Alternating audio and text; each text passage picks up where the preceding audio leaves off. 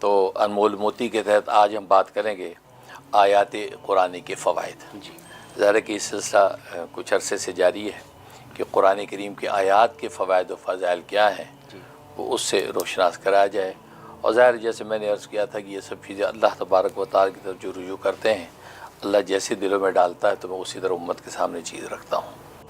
تو ماشاءاللہ یہ آیات قرآنی کے فوائد و فضائل پہ گفتگو ہو رہی ہے. اور چوتھی آیت یہ سورۃ انعام آیت نمبر 124 124 نمبر آیت ہے. یہ آیت تو سمجھو کہ آل ان ون ہے. یہ قبولیت دعا کے لیے ہے. آپ یہ چاہتے جو مانگے وہ مل جائے، جب بھی مانگے مل جائے. تو قبولیت دعا کے لیے اور دعا کے اندر آپ جو چاہے مانگیں اس کے لیے اس کے اندر زبردست تاثیر. اس آیت کا کمال یہ ہے کہ اللہ کا لفظ پاس دو جگہ آتا ہے. پاس اللہ کا لفظ دو جگہ آتا ہے. جب آیت پڑھ کے آپ پہلے اللہ پر رکیں گے تو وہاں رک جائیں. اب یہاں پر آپ دعا مانگنا شروع کر دیں. دعا مانگ لیں، اپنی پوری کر لی دعا. اب آگے اللہ کہہ کے وہ آیت کا اگلا ٹکڑا پورا کر لیں. کمال کی تاثیر ہے. آپ 11 مرتبہ بھی ایسا کر لیں گے تو آپ کی دعا قبول ہو جائے گی. اور تہجد کے وقت اگر کوئی بیٹھ کے کرے گا تو دعا کے رد ہونے کا سوال ہی نہیں ہے. تو وہ آیت ہے اعوذ باللہ من الشیطان الرجیم وَإِذَا جَاءَتْهُمْ آیَةٌ قَالُوا لَن نُؤْمِنَ حَتَّى نُؤْتَى مِثْلَ مَا أُوتِیَ رُسُلُ اللَّهِ اللَّهُ أَعْلَمُ حَيْثُ يَجْعَلُ رِسَالَتَهُ.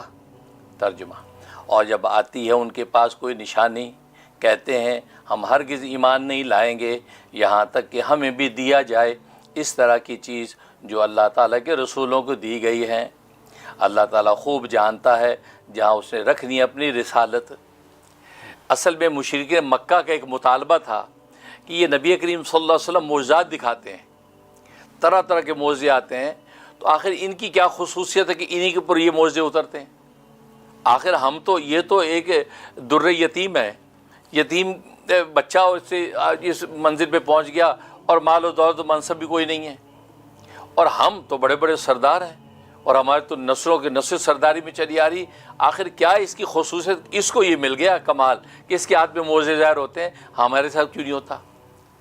اگر اللہ تبارک و تعالیٰ ہمیں بھی اس طرح کی نشانیاں دے، ایسے معجزہ ہمارے ہاتھ سے ظاہر کرے، تو پھر ہم سوچیں گے کہ ہم اس رسول کو مانیں کہ نہ مانیں. یہ اس طرح کے مطالبہ ہے کہ اس پر اللہ تبارک و تعالیٰ نے آیت اتاری کہ بھائی یہ جو نشانیاں آتی ہیں نا نبیوں کے پاس، یہ اللہ جو ہے جس کو چاہے رسالت و نبوت دیتا ہے. یہ استفائی چیز ہے، یہ جو ہے آپ کی اپنے زور کی چیز نہیں ہے. ٹھیک ہے نا؟ کہتا ہے کہ یہ الیکشن نہیں ہے، سلیکشن ہے. یہ الیکشن نہیں ہے، سلیکشن ہے. اللہ جس کو سلیکٹ کر دیتے اس کو دیتے ہیں، اس کو رسالت ملتی ہے. تو یہ نہیں کہ تم کس میں صلاحیت اس کو دیں جس میں نہیں. ایسا نہیں ہے. اللہ تبارک و تعالیٰ جہاں چاہے رسالت رکھے. لہٰذا یہ کہنا کہ ہمیں اسی طرح کی نشانی و معجزہ ہمیں بھی ملے جیسے اس کو ملا ہے، یہ نہیں ہو سکتا. اس میں آپ نے دیکھا مثل ما اوتی رسول اللہ، یہ اللہ کا لفظ ہے. یہاں رک جائیں، یہاں پہ دعا کریں، یا اللہ میرا فلاں کام ہو جائے، فلاں حاجت پوری ہے، فلاں مشکل دور ہے. دعا مانگ لیں خوب. اور لکھا ہے کہ 25 مرتبہ ایک دعا کو دہرائیں تو دی بیسٹ ہے.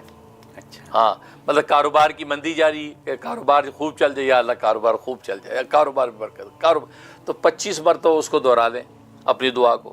اولاد نہیں ہے تو 25 مرتبہ یا اللہ یہ نیک سارے اولاد عطا فرما دے، یا اللہ اولاد دے، یا اللہ. 25 مرتبہ دہرا لیں. پھر اگلا ٹکڑا پڑھ لیں اللہ عالم حیث یجعل رسالتہ، یہ کہہ کے جو ہے پھر اس کے بعد اختتامی دعا کر کے فارغ ہو جائے.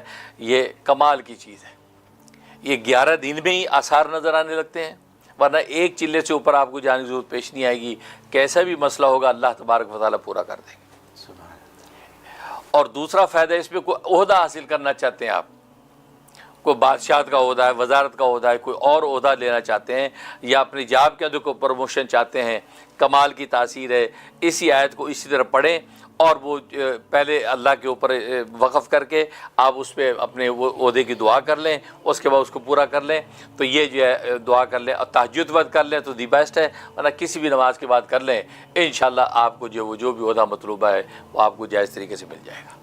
یہ اس میں تاثیر ہے. سبحان اللہ، سبحان اللہ.